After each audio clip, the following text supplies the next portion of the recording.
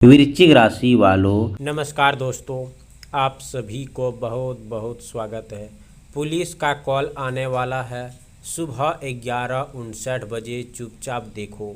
जी हाँ दोस्तों, आज की यह बात सामान्य नहीं है, इसीलिए इस वीडियो को शुरुआत से लेकर अंत तक बेहद ध्यान से सुनिए, क्योंकि स्क्रीन पर जो संकेत आप देख रहे हैं उसका मतलब केवल इतना ही नहीं है कि कोई पुलिस आपके दरवाजे पर आने वाला है, बल्कि इसके पीछे एक ऐसी परिस्थिति छिपी हो रही है जिनमें आपकी छोटी सी लापरवाही भी बड़ी परेशानी का कारण बन सकती है। कई बार इंसान को लगता है कि उसके कुछ गलत नहीं किया, इसीलिए उसे किसी बात का डर नहीं है, लेकिन समस्या हमेशा गलती करने से नहीं आती। कभी कभी किसी दूसरे व्यक्ति की गलती, किसी विवाद में आपका नाम आ जाना, किसी कागज दस्तावेज की कमी, किसी पुराने मामले की जानकारी सामने आना, पड़ोसी रिश्तेदार से हुआ विवाद, लेन देन को लेकर गलतफहमी या किसी व्यक्ति की शिकायत भी आपको अचानक ऐसी परिस्थिति के सामने खड़ा कर सकती है जिसकी आपने कल्पना तक नहीं किए होंगे।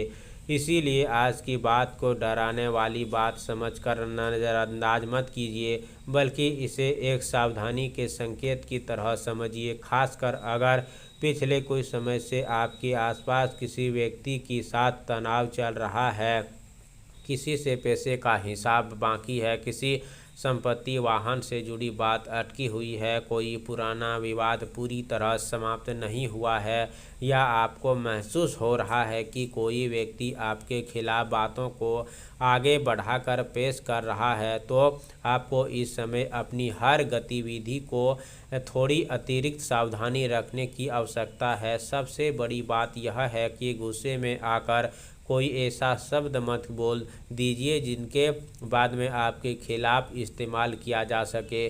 कई बार सामने वाला व्यक्ति आपको उपसाक है, आपकी कमजोरी जानता है और आपको जानबूझकर ऐसी बात कहता है कि जिसे आप अपना अपना खो दे।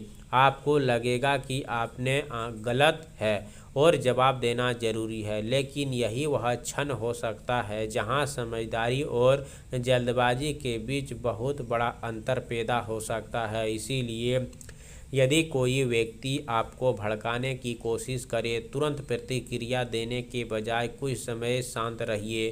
फ़ोन पर बहस करने से बचिए, गुस्से में संदेश भेजने से बचिए और किसी भी विवाद को बढ़ाने से पहले सोचिए कि आपकी कही हुई बात कल किस तरह दिखाई दे सकती है। दोस्तों, यहाँ एक और महत्वपूर्ण संकेत समझना जरूरी है। किसी ऐसे व्यक्ति पर आंख बंद करके भरोसा मत जो पहले ही आपके निजी मामलों को जानता है। कभी कभी खतरा किसी अनजान व्यक्ति से नहीं, बल्कि उसी व्यक्ति से पैदा होता है जिसे आप अपना समझते हैं। आपकी कही हुई निजी बात किसी तीसरे व्यक्ति तक पहुंचा सकती है, किसी पुराने विवाद को नया रूप दिया जा सकता है, या आपकी बात का अर्थ बदलकर पेश किया जा सकता है। इसीलिए आने वाला समय में आपकी निजी जानकारी, आर्थिक स्थिति, पारिवारिक विवाद, महत्वपूर्ण दस्तावेजों से जुड़ी बातें हर किसी के सामने साझा करने से बचना समझदारी होगा।